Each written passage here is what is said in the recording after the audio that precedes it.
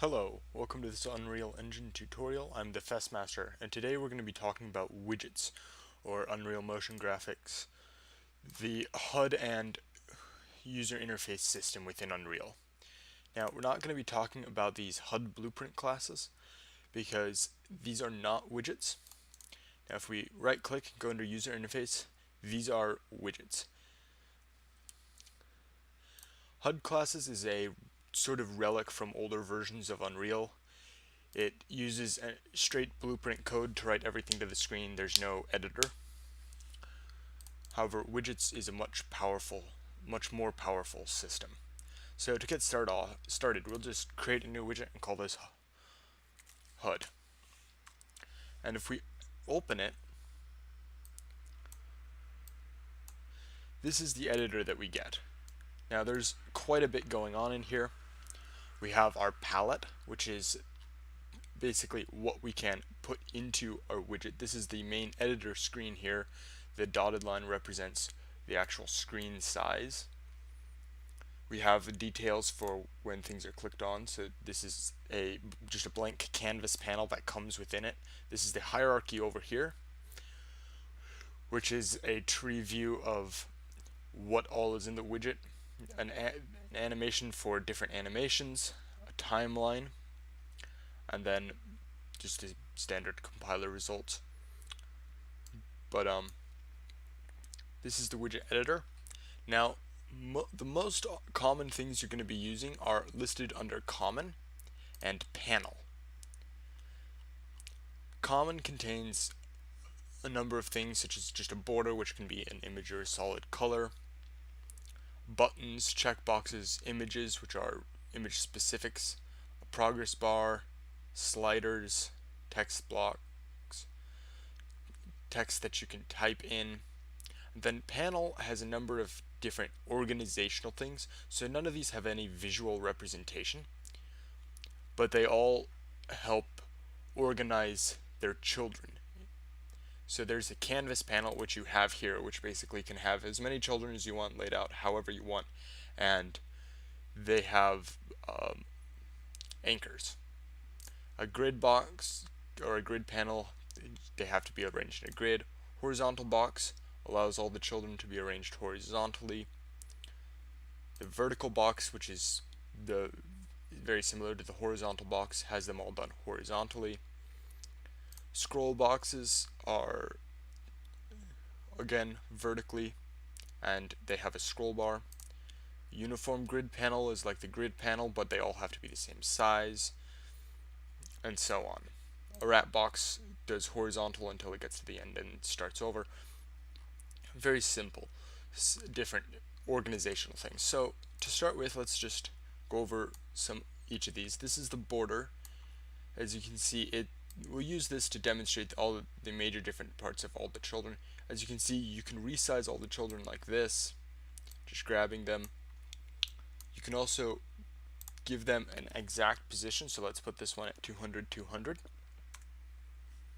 and set its size to be 500 by 500. No, that's a 6. 500 by 500. Now, you'll notice that the first drop down is called slot, and this has to do with its arrangement within the parent object types, because as you can see, this border is a child of the canvas panel. And so canvas panels, you can set the position and the size and whatnot in them. You can also set the anchors. What the anchors do is they change the origin point for this object based upon the anchors. So you can actually just drag and move the anchor. So we could center the anchor right on this object itself, or at its upper right hand corner, or whatnot. There are a number of presets, so you can do an anchor like that. Now, these little flower leaves allow you to do basically a relative anchor. So you could say anchor it to the full thing, and this corner will be offset from here, this corner will be offset from here, this corner will be offset from here, or More particularly, this corner will be positioned from here, and this corner will be an offset from here, as you can see here, but essentially each corner is an offset from each of the different parts of the widget, or yeah. And so that's what that does is when this screen is resized, the anchor will stay in the same relative position. So if you put this anchor like in the middle here, it doesn't measure this in units, it measures this in percentage of the screen.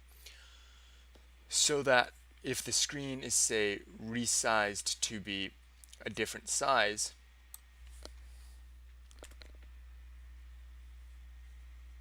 it would, how do I say this? It would keep this relative to where it should be. So I'm going to put this back at 1920 by 1080. And let's just make this full screen. And you'll notice that if we bring this to a smaller size, or change its size, the square is changing as well, simply because its anchors are at the full thing. Now if we put our anchors in the top right corner, and then we change this, you can see that it is staying relative to the top right corner. Now if we were to put this at the bottom, and then change this, we'll notice that it's staying relative to the bottom. And so that's what anchors do. They're very useful for, like, if you have something going on in this corner, you'd want to anchor it to this corner. If you've got a HUD, like a health bar in the middle, you'd want to anchor it to the bottom middle. You've got like something going on up in this corner, you want to anchor it to that corner, so that when the screen is a different size, they'll all be in their proper positions. Borders like this, they have a brush color. Now you can set it to be an image, and so we can just go Alicon green, and you'll notice that the brush color, since it's red, it's tinting the entire thing red. And we can make the brush color again white. Now here's another tint that can be used. And now let's see if this will work now. No? Okay. I'm not sure what's up with the content. Oh, I know what it is. The content, color, and opacity, I've forgotten, affects the children of this brush, and not the brush itself.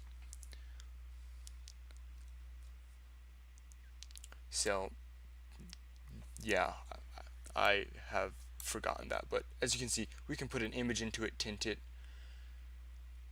and then there's a few other things. We can change the visibility of it, and this again works for all widget items.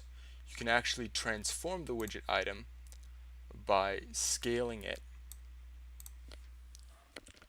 which isn't that much different than changing the position, but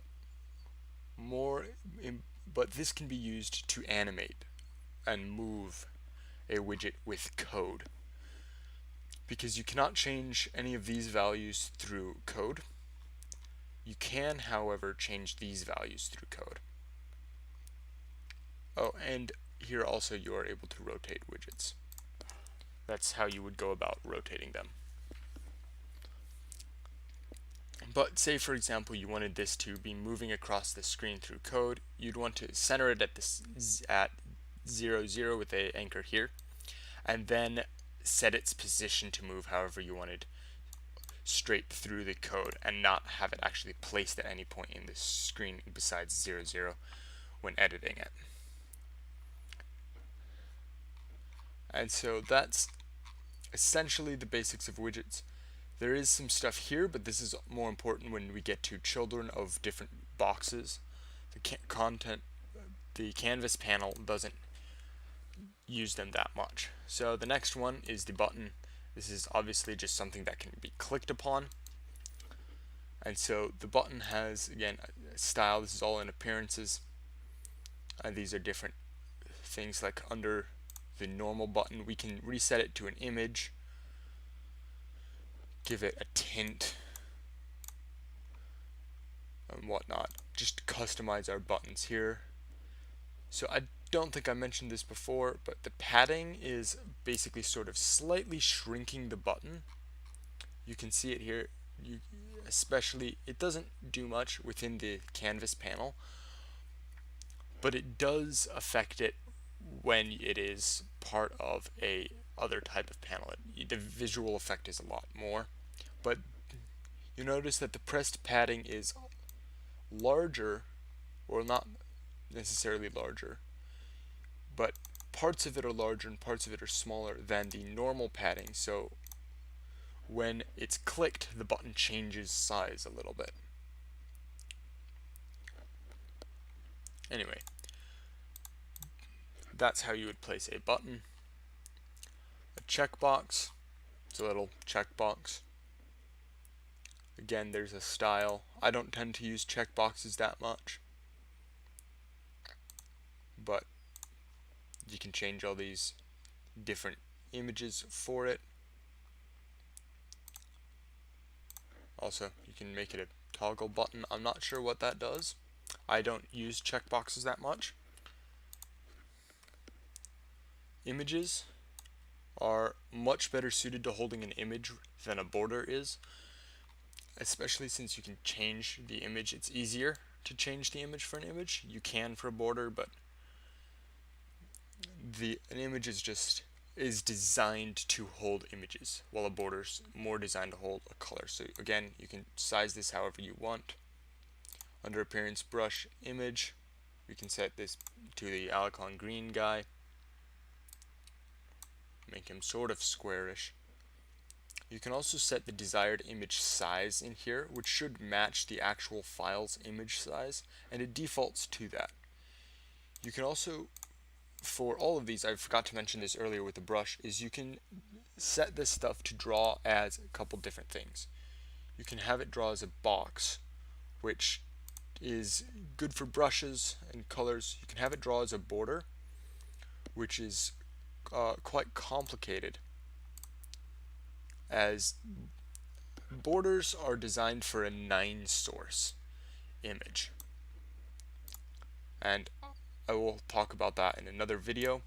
And image is designed for a picture just being displayed. So again, pretty much the same stuff as all the other different widget parts. A progress bar is a little bit different, as it has, under the appearances, there's something called fill, color, and opacity. And you can, this is basically what it'll look like when full. And you can change the bar's fill type, but let's just do the percent here so you can see what that does. So that's the progress bar essentially working. You can also change it, the sort of the origin of it, or of where the fill is coming from.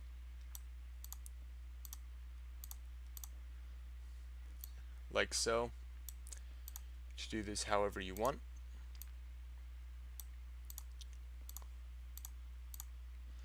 There's also, you can do is marquee, which is like this sliding along thing, and here the percent no longer matters. So that's a progress bar. Again, you can have all these different values set with code. Under style, these are the different images that you can use. So essentially, if you wanted a non-rectangle progress bar, you could place a background and a filled image in here, and it would interpolate between the two based upon the percent. So the next thing is a slider. I don't tend to use this very much either. You can give it different values between 0 and 1. That this can also be set by the user. This is default. You can change the orientation of it, as well as the colors and the step size. So if we change this step size to 0.5, we should get no. This will affect it when you are in the game. It does not affect you setting a value in the editor. So what this will do means that it can only be here at 0, in the middle at 0.5, and at the top at 1.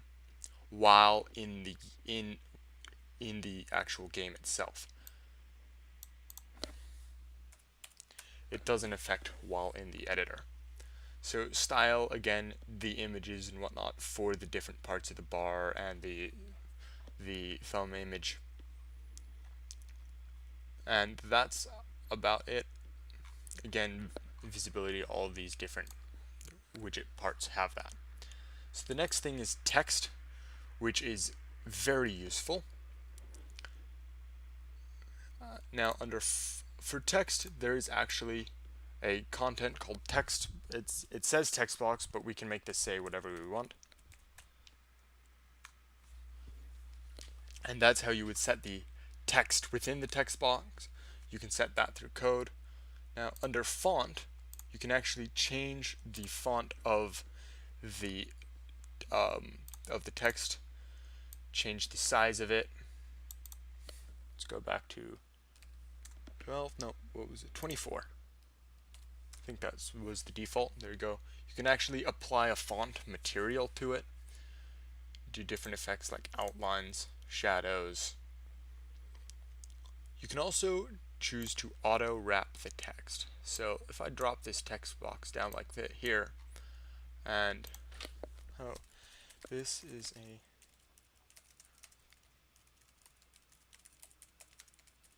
auto wrap.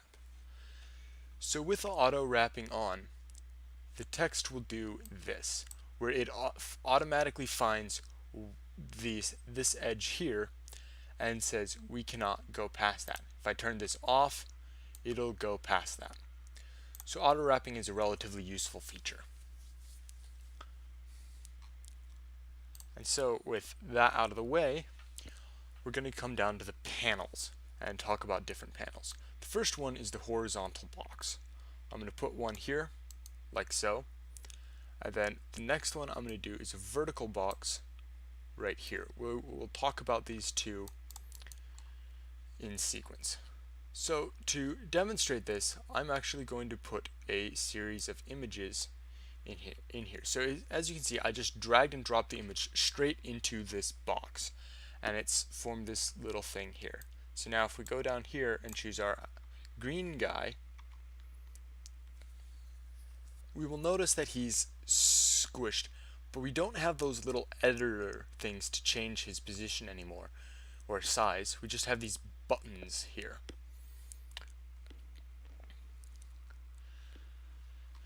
And so you'll notice under slot, it's also changed. There's this value called padding.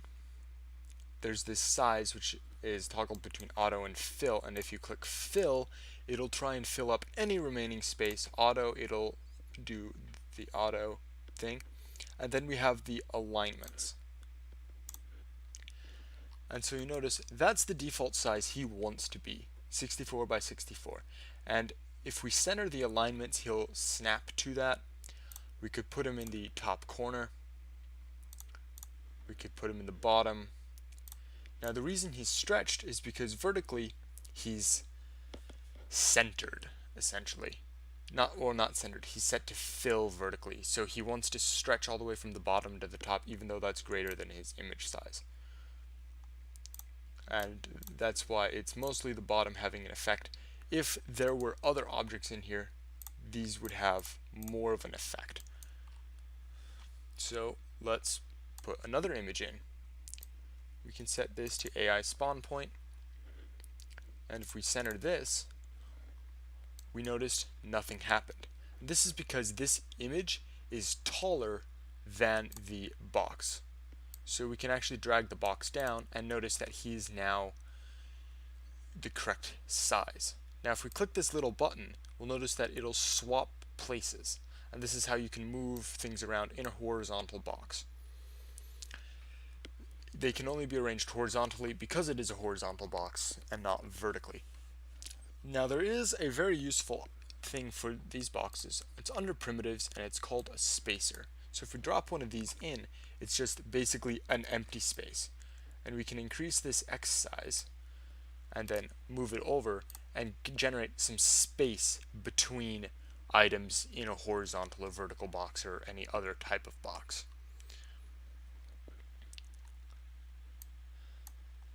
So the vertical box is essentially the same. I'll just drop an image in here. We'll set this to the green guy.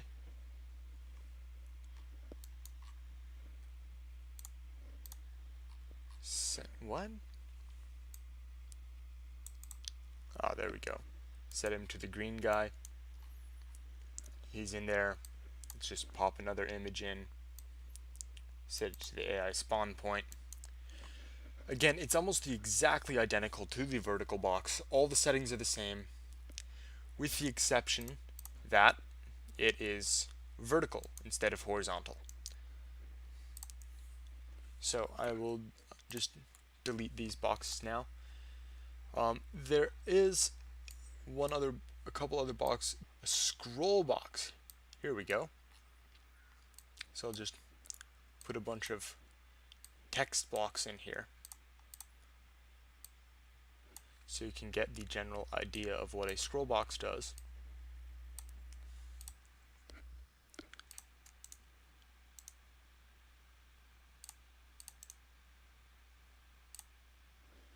Now, if you noticed, there is more text blocks than available to fit within this scroll box. And so this scroll bar appears that allows us to scroll through it. Other than this, it is essentially a vertical box, but it gives us this scroll bar. And the scroll bar, as you notice, disappears when it gets too big. So you can have the orientation of it be vertical, or we could change it to horizontal, and now it's essentially a horizontal box with scrolling. You can consume the mouse wheel. The scroll bar can be visible or invisible. You can change the thickness of it. You can say always show scroll bar. So if we now grab this and bring it down, the scroll bar remains visible. You can allow it to overscroll or underscroll, depending, like, all these different behaviors for your scroll boxes. Relatively handy when you have a long list of information and options and whatnot. The next box is actually the size box. This is very useful. So you normally wouldn't just drop a size box down. What you would actually do is say, if you have not a canvas panel, for example, a horizontal box,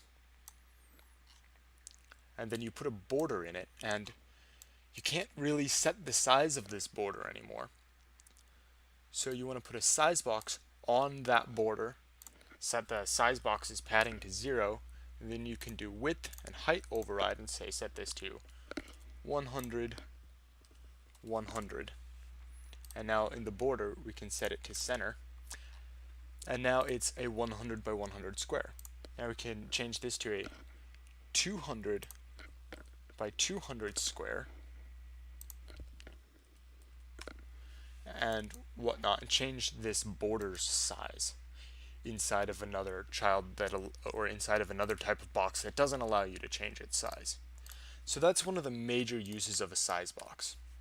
Normally, when I'm doing a button, I'll have a size box as part of that operation. Let's see if I can get it working. Just pop down a horizontal box real quick. Button. Size box. That would be why.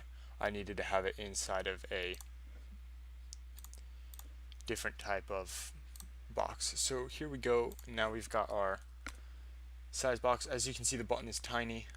Width and height override. Let's say I want this width to be 100 wide and 25 units tall. Regular button size inside of our horizontal box. And you notice I have the button, then the size box, and then I tend to put some text and set this text to where is it? Center. As you can see, the text is centered in there. Oops. Well, let's go like that.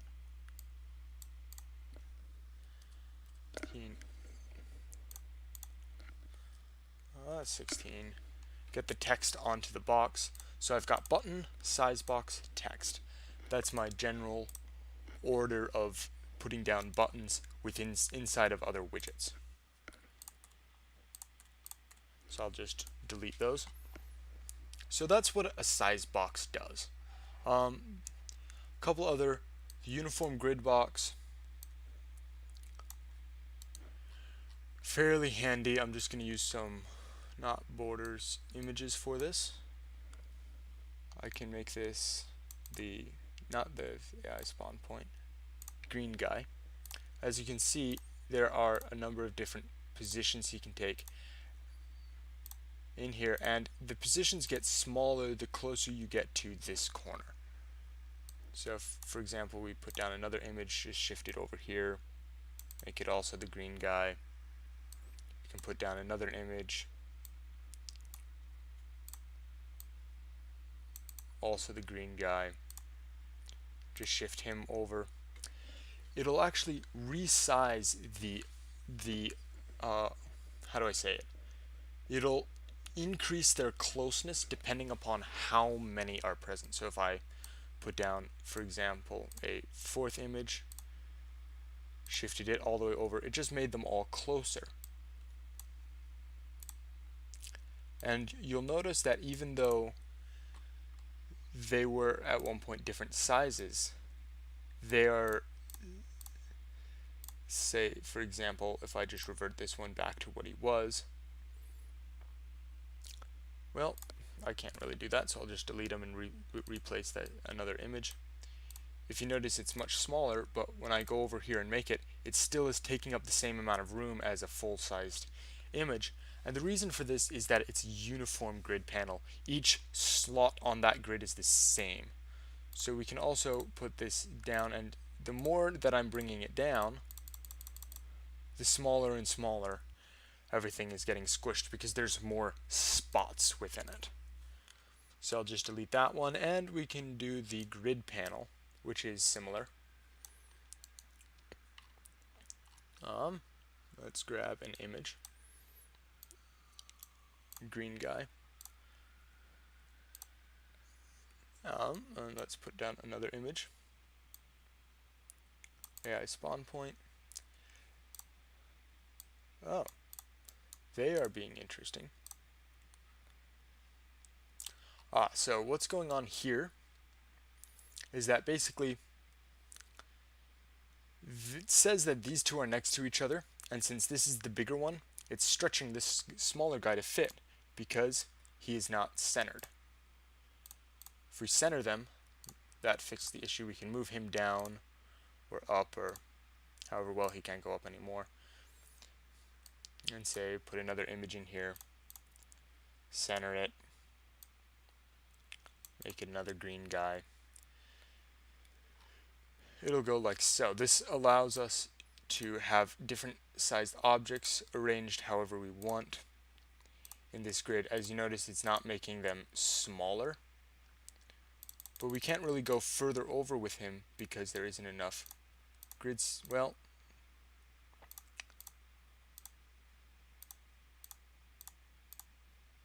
that's interesting.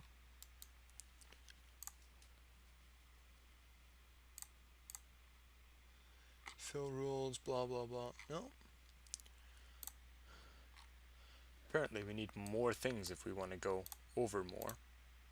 Yeah, so basically it says you can't generate empty spaces, so that's why we were unable to go over further. But now with like another item in here, we can, and see, I can swap these guys. I should be able to swap these guys.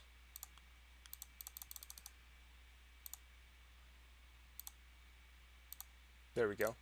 And bring this image out all the way to the edge. Let's just center that. So basically, because there's only 4 things in here, we can't say, hey, I want more than 4 slots, like the uniform grid panel. Because this grid is just a regular grid panel, you can't have more than slots than the number of items in it. I feel like I explained that poorly. But anyway, that's the basics of building your widgets up. And next week I'll come back and talk about adding code to your widgets, getting them shown in by the player, and whatnot. Thank you for watching, and I will see you next week.